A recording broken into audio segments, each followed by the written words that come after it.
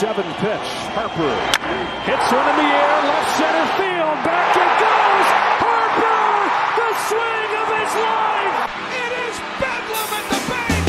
Swung on, crushed, and the Phillies are going to lead it 4-0. Now Harper sends one in the air, way back to right center. That one's gone. This place explodes. It's good. Right center field. Lightning strikes. Right field. Segura's out. Castellanos out. And the Philadelphia Phillies are going to the World Series. Hello, Phillies fans. Welcome back to the Bell Ringers podcast. You got your hosts, Colin Daly, Ben Goldstein. And this is probably going to be our second to last regular season podcast. We have just 13 games to go. Thank God. And while that's a sad thing, the season's coming to an end. Thank goodness. The exciting part of the year is in our near future. What are your thoughts on that, Ben? I'm done with the regular season. I hate the month of September for the Phillies. They play terrible, but what I do love is the Bell Ringers podcast, episode 37. 37. Of the Bell Ringers podcast. We will reach. I swear, 40. you make up new numbers every time. It's true. It's true. This is episode number 37. We'll reach 40 in the playoffs. How about that? Thank you for joining us. This is brought to you by SeatGeek. Use code Philly Sports Sport at SeatGeek. Save $20 off your first purchase. If you're watching on YouTube, make sure to like and subscribe. If you're listening on podcast apps like Spotify, Apple Music, or Apple Podcasts, Amazon Podcasts, whatever. Odyssey. I saw one on Odyssey. It's kind of cool.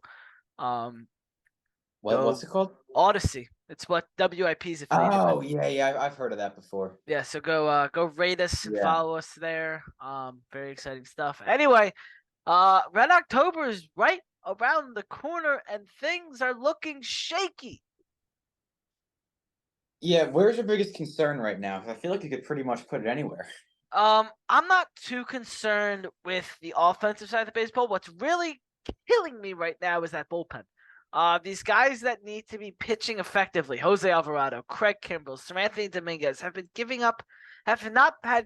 terrible innings. They've had terrible outings. Seranthony Dominguez has given up the game tying or winning home run in his last, I think it was like 3 out of his last 4 appearances, something like that. It's Jose Alvarado can't find the zone. Craig Kimbrell is looking like last year's Craig Kimbrell again. It's just it's a mess. It's an absolute mess. But Jeff Hoffman looks great. So shout out to Hoffman, man. He has been solid I feel like there might have been a short stretch just a couple weeks ago where Hoffman struggled a little bit, but outside of that, he has been incredible. Mm-hmm. Probably one of the most underrated players in the game this year, especially on the pitching side. And I saw a couple weeks ago, did you know, Ben, he's top 10 in baseball among relievers in a stat called, what's it called? I always get this one. I think it's called Stuff Plus. It's a measurement of the stuff, of like the quote-unquote stuff that a pitcher has. And really, the best pitchers, in my opinion, are the ones that have the best stuff. I mean, velocity is important, but I think eventually guys are going to be adapted to hit that high velocity. And but there are some pitches when you have really good stuff that are unhittable. I mean, you go on Pitching Ninja, right? And sure, there are some well-located fastballs on there, but a good hitter can get their bat to those. There are some pitches that start on the inside corner and end up bouncing on the outside part of the plate because of how much that right-handed movement. You can't hit that. You can't. So those are the pitchers that I think usually have the most success. And seeing that from Hoffman's definitely a huge, huge sign. Yeah. It's just the Hoffman love is great, but it's concerning how this bullpen has not been able. Like the offense in the postseason might have to score 10 runs a game for the bullpen not to blow it. Even the starting pitching, Nola was terrible in St. Louis. Ranger looked really good. They're piggybacking Lorenzen and Sanchez. We'll get into that a little later. Zach Wheeler. but Christopher Sanchez wasn't great in his last outing. It's just like there's a lot of concerns with the guys that throw the ball. That's really troubling me. And some of Rob Thompson's lineups have not been the best looking lineups with guys that should be playing that aren't. I don't get why Brandon Marsh is never in the lineup. I don't get why Johan Rojas is like in and out every night. It's just like there's something like Christian Pache. I don't know why he plays every day. But we can get into that a little later. The Phillies. I think that in his last start, Christopher Sanchez. Go ahead. I was gonna say the Phillies are 7-9 in September. 13 games to go. I think that Pache has pitched much better than I think Pache has pitched. I think Sanchez has pitched much better than his line shows, especially in that last outing. I think he went 7 innings, right? Or and he started the 8th. Sanchez. Why can't I remember that? For your 5 guy, anything more than 6 innings is huge, right? Because in my eyes, the point of a 5-man is a guy who can save your bullpen a little bit. So I look at a guy on the Royals like Jordan Lyles, right? Lyles is atop the league in complete games, but he has an ERA in the 6s. He's able to, get quick outs. He doesn't get, he's going to allow some singles, some home runs, some hard hit balls, but he's able to get outs. He's able to go deep into games, and he's still semi-effective. I guess I shouldn't say semi-effective if his ERA is. He saves the bullpen for the Royals so that when they are in a game that's competitive, they have guys available, ready, and healthy. If Sanchez can do that kind of stuff, that's huge for this team. But I do feel like he's evolved beyond that role a little bit, where I kind of expect more out of him, right? If this was 3 months ago, if Christopher Sanchez lasted 8 innings, or pitched into 8 innings, everyone would be ecstatic about that. But he's been good, and we've come to expect more out of him. But if anything, I think that should just tell us that he is a guy that we can rely on more now, and he's had a great deal of success this season. Yeah, I mean, Sanchez has really opened up my eyes, at least. He's been maybe the best, most consistent pitcher this season for the Phillies, which is really saying a lot when you have Aaron Nola and Zach Wheeler on the team, and Major Suarez.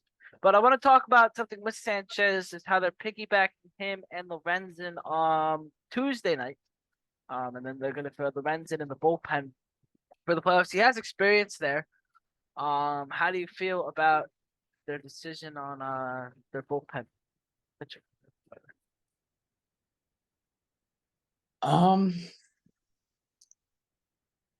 think I'm good with that. Yeah. Lorenzen has experience in the bullpen, like you mentioned. Sanchez has, I think, been the better pitcher over the last, month. And honestly, I think his first 2 starts as a Philly, Michael Lorenzen, those were outliers. I think he's more of a bulk relief guy. I don't even know if he really has his stuff to be a back end reliever in the postseason.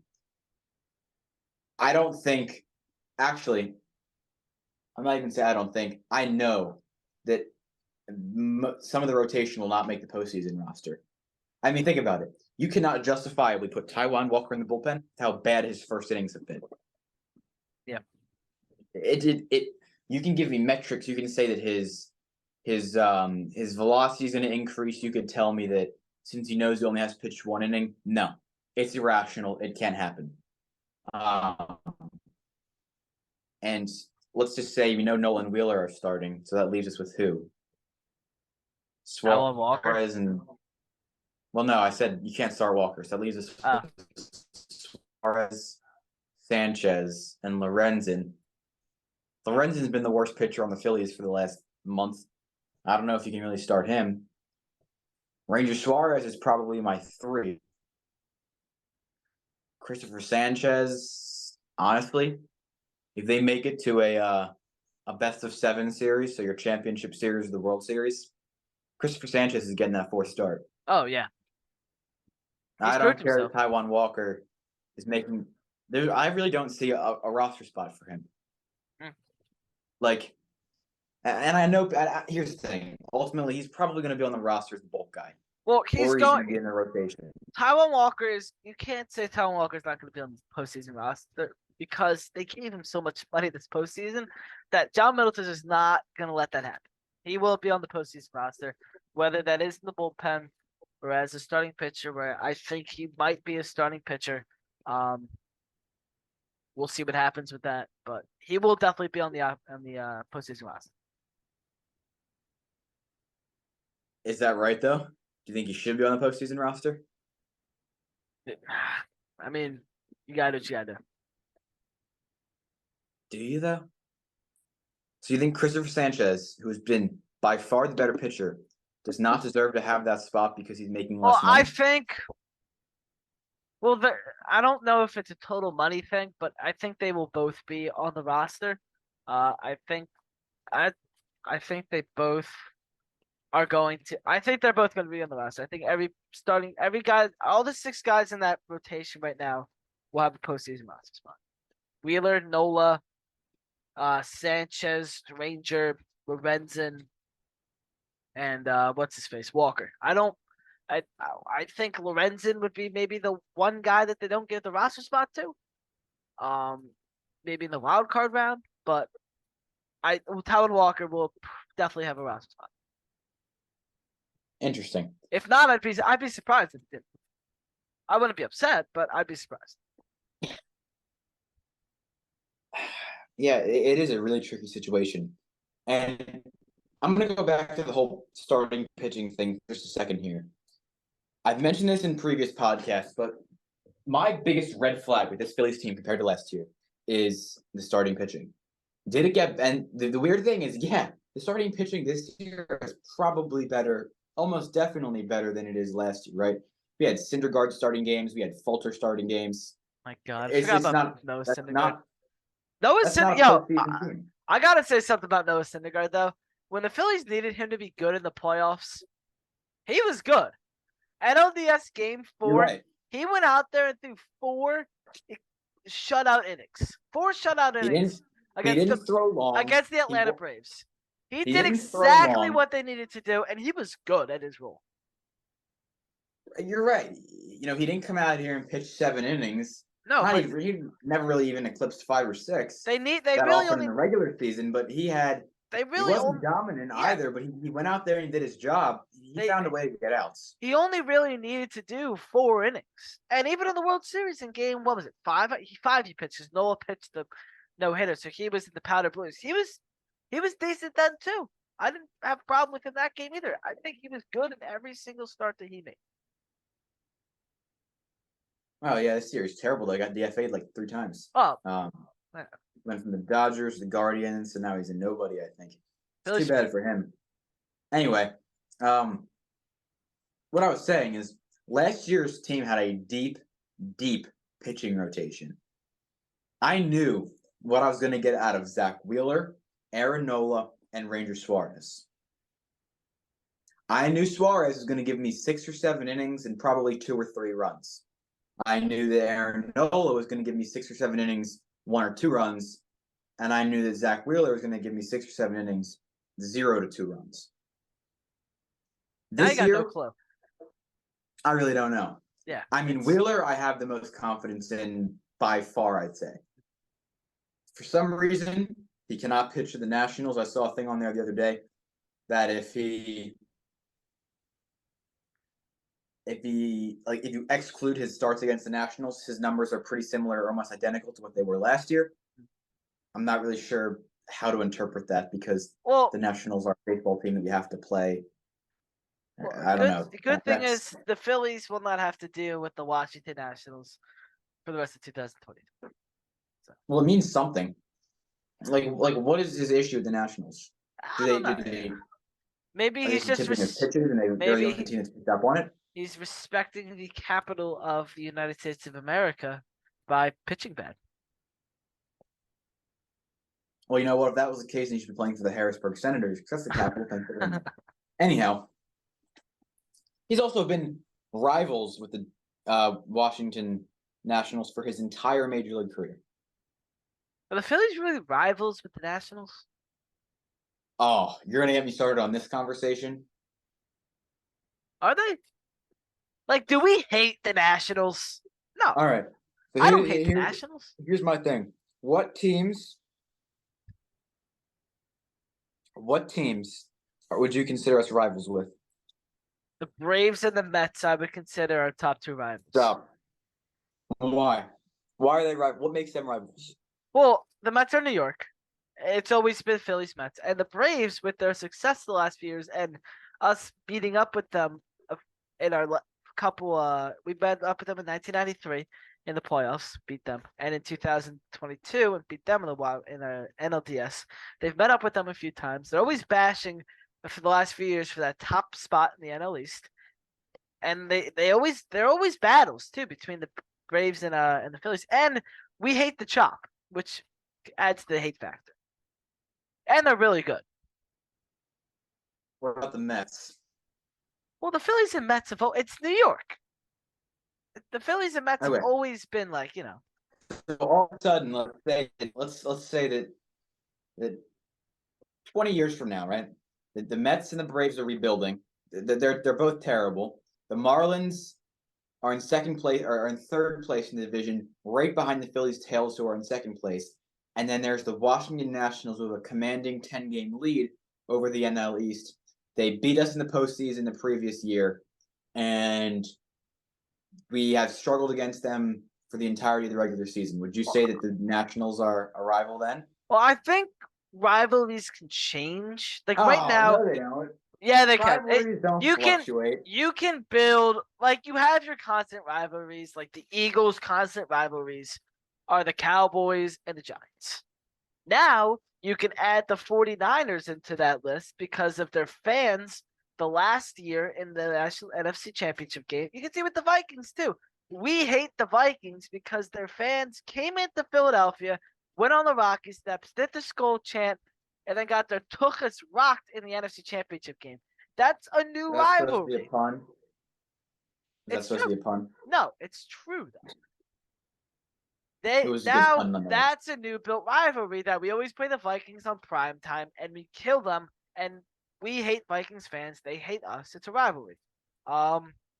And now with the 49ers, when they come here You got December. device near you right now? You just cut out. I know what you just said. You got any device near you right now? I have a computer. Go on Bell Ringers, put out a poll. Do rivalries fluctuate, or are they a constant? Just curious. Podcast debate. Oh, nothing just typed. All right, here we go. Podcast debate. Can rivalries? What was that word you used?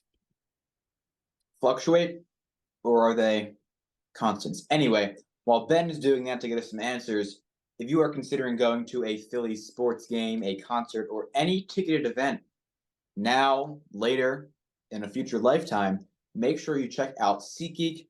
It is a very, very easy way to get the best quality tickets for the event you're planning to attend. In checkout, make sure that once you've made your account, you use code Philly Sports Report. We're going to hold that S, Ben, right? We're holding the S. Philly Sports Report. Report. I'm going to stress that. And you will get $20 off your first. Is that right? $20 off? Yeah. Your first order using SeatGeek. Make sure to keep that in mind. Today's episode is brought to you by, yep, you guessed it, SeatGeek. Woohoo. Yeah.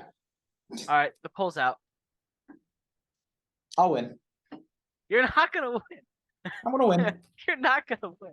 I'm gonna win. I'm winning this poll. Anyway. Well, excuse me, folks. We're gonna take a quick TV timeout so I can go vote. All right. After Ben struggled to get up the what do we call those things? I don't even know. The poll. Polls. That's right. That poll. Unfortunately, he's already winning. Woo! Probably because he went onto the Philly Sports account and voted on there. Actually, I can check that right now. It might or might not be true. Should we find out? I don't know. Should we? Yeah, you don't want to give me power. Oh my goodness. So you need to. So you first of all, you need to send out a poll to all of the writers, and have us give input, and then. No, I'm kidding. It's okay. You know what? I don't need the help, guys. I'm still gonna win this. I don't I know don't need about the that. help. I don't know about that. We'll come back to you with the answer on episode number 38 whenever we do it. Anyway, where were we? Talking about the baseball, not rivalries. Yeah, we were kind of at the end of our what do you want to call that? End of our God, I'm having a Let's look at brain lapse here. let's look at the wild card standings. We can do Right? peppers soon too. I have trivia questions for you. You have trivia questions for me. All right, let's look at Yeah. the wild card standings right now. As we sit here on September 18th at 4:10 p.m., the Phillies have a 3.5 game lead on the top wild card spot, and their magic number is 9. The greatest Philly to ever wear the number 9, second baseman Manny Trio. Colin seems to agree with that statement. I'm second, I'm reading my trivia questions right now. in second place right now with a half-game lead is Colin's Arizona Diamondbacks, who have My Arizona Diamondbacks. they have a negative run differential. And they're second. That's interesting. And then tied for third is the Chicago Cubs and the Miami Marlins, who are not a Phillies rival. Actually, they are. They're not a crazy rival, but they're there. And then in fourth place, one spot out, they're a half game back, is the Cincinnati Reds. So we have madness at the bottom of the wild card standings. It's wild down there. While the Phillies are sitting comfortably 3.5 games above everybody, hoping for a Diamondbacks loss to the Giants and for the Phillies to hopefully get some wins in Atlanta, make that magic number shrink, and hopefully clinch at home this weekend against the New York Mets. How exciting would that be to clinch against Ben's rival, Yep, New York Mets? I hate that. We have a lot of experience, a lot of bad experience against the Mets. Like a lot of history down going with the Mets. Well, I think it's some of the experiences we've had at the stadiums too. I know. Well, There have it's been more many- of their fans that we have problems with. Yeah, that's what I'm saying. And the team is the yeah. Mets are the most aggravating team because of the Mets. But that would be great. I will be there on Sunday, Fan Appreciation Day. My dad and I have gone to Fan Appreciation Day every single year since Ryan Howard's last game as a Philly in 2016. So yeah, it's a little tradition that we do. Anyway, so the Diamondbacks are the new teams the Phillies need to monitor, including the Cubs and the Marlins. The Diamondbacks are going to San Francisco. They have what, a 3-game series in San Francisco? Am I correct about this? Or no, it's at home. 2-game series at home against the Diamondbacks. And then this weekend they head to New York to face the Yankees. How about that? Mm.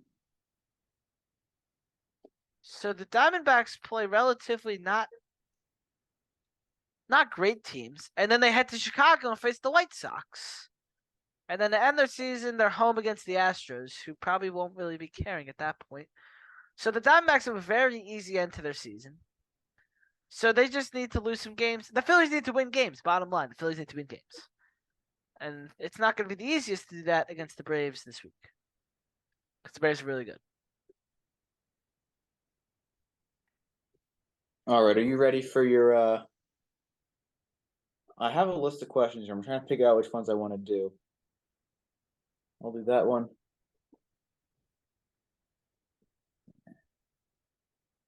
How many questions are you giving me? 3. 3? 3. Trace.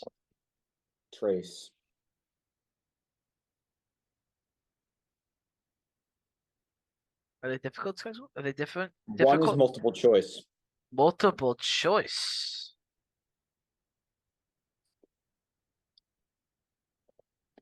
Let's hear it. You sure you're ready? I am so ready. Actually, there's 4. Sorry. Nick right. Castellanos. Yo, I'm looking at the schedule magnet. Nick Castellanos on the magnet, He won't be on there next year. not Trey Turner. Well, he stinks. Trey Turner, Castellanos said. Trey Sorry. Turner stinks. No, Turner's been pretty good. Trey Castellanos. Turner's been really good, and it's only for fans 15 and older. That's stupid. Did All I right. tell you that So I don't think we actually had a pod since this. We have I not podcasted since August 13th, August 31st. Right, so it's been about 2 weeks. And when I went to the game, it was for ages 15 or older. Sorry, 14 and under. I did indeed get my hands on. Oh, jeez. A new friend. A new friend. What in the world is that? It's the Bryce Harper Funko Pop. That's a Funko Pop? It's a funky looking one that I thought Funko Pops had big heads. I got one. they do, but this one apparently, well, this is sponsored by Philadelphia Water Ice, but it says it's not Funko Gold. All right, so it's a knockoff Funko Pop. Well, it's spelled Funko with a K, like the same as they spell Funko. So I don't know what it is, but all I know is it's cool. Did So they it's gonna win? sit on my shoulder for the rest of the podcast. Did they win the game? Yes. All right, then that's all that matters. It was that home series against the Cardinals, and they won. It was one of the games where Kimball came in and scared everyone, That's been a lot of those. but they won. Are you All right. ready for your questions? What are my questions? Oh my God, his arms move. Oh my goodness. I just learned. All right, so when I would like to say something during the podcast, I'm just gonna put Bryce Harper's arm up, okay?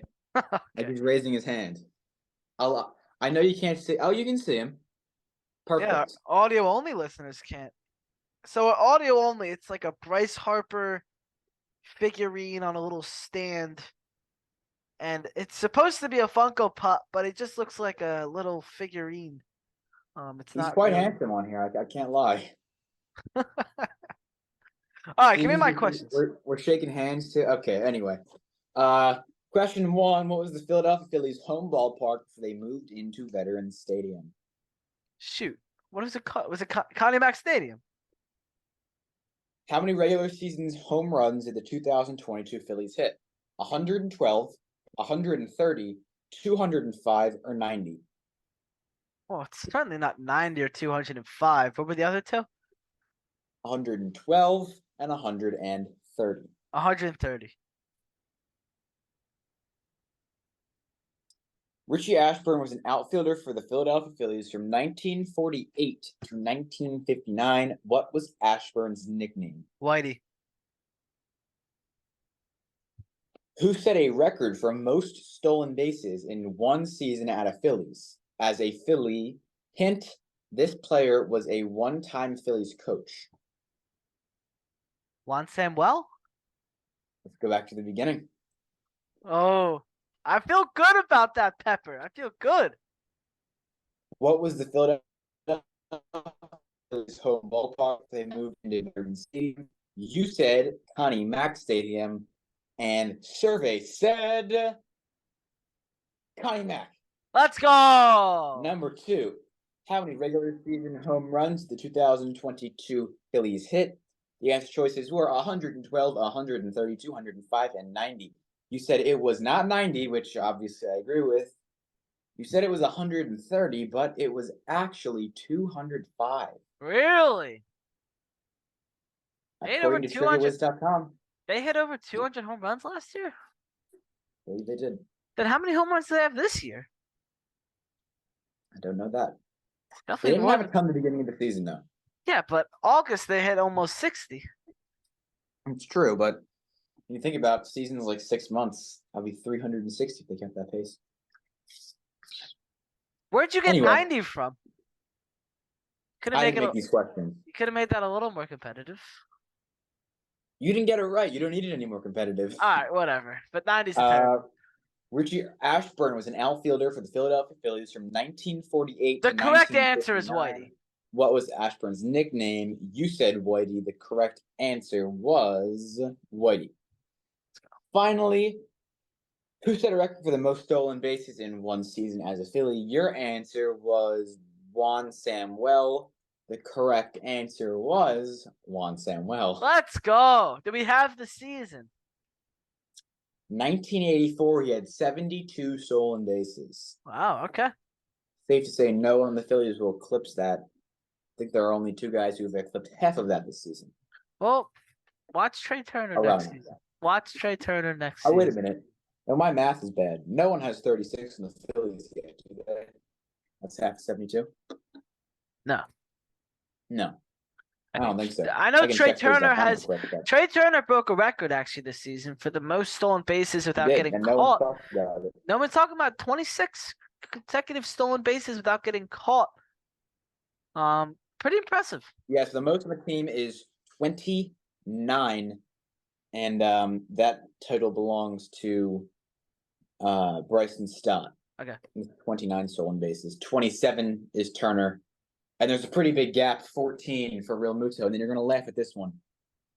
At number 4, literally my man has been on base like barely 40 times. Who do you think it is? Is it Rojas? Yeah. 12 stolen bases in 49 games. Well, he's very fast. This is true. Let's see. We've got Castellanos has 10. That's shocking. Harper has 9. Having not played a ton of games, that seems to make sense. Marsh, 9. I feel like you could have more, but maybe not. And then some slower guys toward the bottom. Surprised Stubbs only has 1. Stubbs only has 1? I thought he'd have like 2, 3, maybe 4. Interesting. Cody Clemens didn't have 1 stolen base in 139 at-bats with the Phillies. Shall we look at the has none. Shall we look at the road ahead? Let's do that. I need to go do some chemistry homework. Chemistry, how exciting. All right, so the Phillies have I will podcast again on the 25th. The Eagles play. Do you want to do Sunday night? Should work. Okay. So we will podcast again on the 24th. It'll probably be out the 25th. I'm not confirming that, but I'm just trying to kind of just saying that. All right, so the Phillies have NL East filled week. They're in Atlanta for 3. I like that. And then 4, and then for 4, they host the New York Mets for the final weekend home series of the 2023 regular season. Oh my gosh. Thursday night at the Bank, Colin, is band night. Band night. The 22nd, the Friday, is Toyota Scott Rowland Wall of Fame salute. Boo! Scott Rowland stinks. We don't like him. The 23rd is a 4:00 game, and then the 24th, the Sunday, is a 1:00 fan appreciation day. So is it like Phillies band night, as in like Phillies apostrophe, like it is the Philadelphia Phillies band night at their stadium? No. Or is it a Phillies band? Phillies like that's band. One like noun. Phillies band night. It's probably band. It's just the like high school bands from around the area come and probably play pregame. All right. That's what I'm assuming. I assuming. thought it was gonna be like Taylor Swift singing a song about the Phillies or something. No. Fun fact: we're just talking about chemistry, so I probably shouldn't disclose this on like the onlines, but my chemistry teacher saw Harry Styles yesterday. What do you mean? Not at a concert, at a restaurant. Oh. He's a waiter. Harry Styles is a waiter, or your teacher's a waiter. No. My teacher's a waiter. What restaurant? I don't know. He says it's a fancy country club in Philadelphia. So sounds about right. If anyone is able to go and figure out a fancy country club where Harry Styles ate over the weekend, and then figure out of their staff who teaches chemistry, you can probably figure out a lot about me. I advise you don't do that. Yeah, don't. Please. All Yeah, right. that was super random. Go ahead. All right, so we have 7 games this week. What is our record prediction? We'll start with the Braves series. What do you think the Phillies are gonna, what do you think the Phillies are gonna do They're gonna go. against the Braves? What do Uh, you think the Phillies win the series against the Braves? no, Okay. absolutely no, Will they get swept? no. Okay. So they're gonna lose 2 of 3. They're gonna go 3-4. Oof. Actually, no. All right, so the Phillies are winning the 4 and series 3. against the Phillies are winning the series against the Braves. Hot take. The Braves played terrible in Miami. The Phillies are hungrier than the Braves right now because the Braves aren't playing for anything anymore. So the Phillies are gonna win 2 of 3 against the Braves. And then Jesus. the Mets, they are taking 3 Don't of say 4. it. They're Oh taking my. 3 of 4 against the Oh Mets. my lord. And the Phillies are clinching the playoffs at home against the Mets on Sunday afternoon. And we're going to celebrate, and it's going to be a great time. So, yeah. I have the You know the Phillies Phillies, going. in What is that? their, What is that? That's 1, 2, 3, 4, 5 and 2. I have the Phillies going next week. do you know the Phillies are 3-7 in their last 10 games against NL East opponents? Did you know that I don't care and that the Phillies are going to win the World Series? I'm just letting you know. Well, that is subject to change. I'll tell you, I really want 90 wins. I really, really want 90 wins. It's possible. They need to go, I think, 9-4. Is that correct? Well, how many wins do they have now? 81. So they need 9 wins. Yeah, it ain't gonna happen. And they play 3 against the Braves, 4 against the Mets, 3 against Pittsburgh, and then 3 against the Mets. If they don't eclipse their total from last year, then I count it to be a disappointing regular season. Well, it was 88 last year. So if they're winning 5 this week, That's my 86, they I think better. they won 87. No, they won 87 last year. Oh, 87. So Right? 88.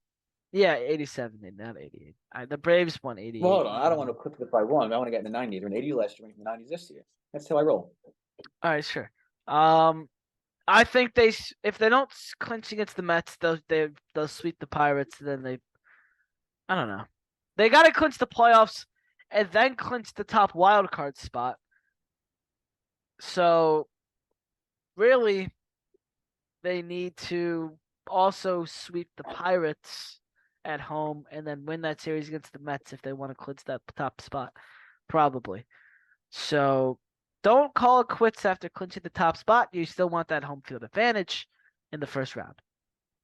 So if they win 5 and then 3, they'll get above 87, and then they need at least 2 against the Mets to reach 90. So it's very possible that happens. It's also very possible it doesn't happen. Watch them get 89 and make you angry. I mean, I wouldn't actually be too mad at 89. That's how many games the Padres won last season. So being the same as the 2022 Padres, fate's probably not great there, but Padres are a team that they just annoy me. Something about them I don't like. And then this doesn't have anything to do with the whole that's what's in. That's what's Padres, in. for some reason, I have this vivid memory. Probably 2016 or 17. Phillies were playing the Padres and it was late in the game, and I thought they were going to blow it. And Jabari Blash grounded into a triple play, a former Padres infielder. Oh, I remember that game. The Franco, it was 5-4-3 triple play. Yeah. I don't know. It was insane. No, it was a 5-4-3 triple play. And then a little, like a year later, less than a year later, we had the Hoskins shoestring. I think it was like a 7-4-3 double play. Mm-hmm. Triple play. And I don't think we've turned one since. Nope. Triple play's overrated. Yeah, I agree. I mean, they're cool, but they're not like a no-hitter is game-changing. Triple play, you can be down 7 runs and turn a triple play. Yeah, it's really not that big of a deal. And it's also not like, I mean, you could say the same thing about like an immaculate inning, right? Well, it's more unlikely because if you're down by 7 runs, you're probably not going to have a pitcher in of the caliber of being able to throw an immaculate inning. But that's also more of like an individual thing.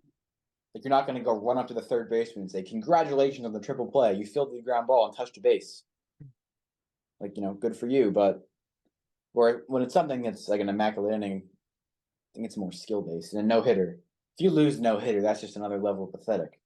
Rockies almost did that a few days ago, and it was a former Philly too, Chase Anderson.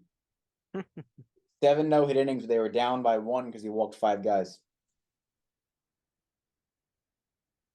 Now I do know that the Rockies blew the no-hitter in the 8th. I don't know whether or not they won. So I don't know. All right, I think that's a wrap. Yeah, if you have anything else we need to talk about, Trey Turner's really good. I don't think so. This is Bryce Harper's going to wave goodbye to us now, and then we're going to put him back in his box that I might have accidentally ripped. Oh no, you can't sell that anymore. Sure, I can. That's the whole point of some of these giveaways is just to resell them for a lot of money. Well, yeah, that's in like years. There's a good chance I'm going to lose this thing by next week. Shocking it's made it this long. Not good. All right, that's gonna do it from us. Thank you for watching and listening to Bellringers episode number 37. The Phillies are very close to clinching the playoffs. We will have a podcast when they do. Also, Phillies postseason, Red October is right around the corner. Phillies pregame shows are back for the playoffs. Right now, they're just going to be streamed on YouTube, but it's possible they will also be on Facebook and Twitter. So we'll update you when we have updates. And also, for select games, there will be a post-game show. How exciting! That will also be on Phillies on will also be on YouTube and all the other social medias. We'll update you when we get closer. But if you made it all the way now, you have. And make sure you're checking out our Eagles content as that season begins. Yes. And the Sixers will be getting underway sooner than later as well. And the Flyers. Don't forget about the Flyers. I probably haven't been this excited for a 76ers season in a while just because of the James Harden situation. I'm just not excited at all. I want to see. I'm not. He has no injury that he can hide. His public dismay is clear. Or his public-private dismay. I guess is how I'd say that. All right. Anyway, that is a separate conversation for a separate day. So yeah, stay tuned for more announcements on them. We will see you after the Mets series. The Phillies clinch a playoff spot. Maybe we'll do something else. We'll see what happens. We'll see. Thank you for watching and listening. Go follow us everywhere. Facebook, YouTube, TikTok, Twitter, or X, whatever it's called. Instagram, Threads. Rate us on Spotify, Apple Music, or Apple Podcasts, Amazon Music, Odyssey. What else are we on? I think that's it. There's more, definitely. Go use SeatGeek code. Thank you for SeatGeek for sponsoring. We'll see you next time. See ya.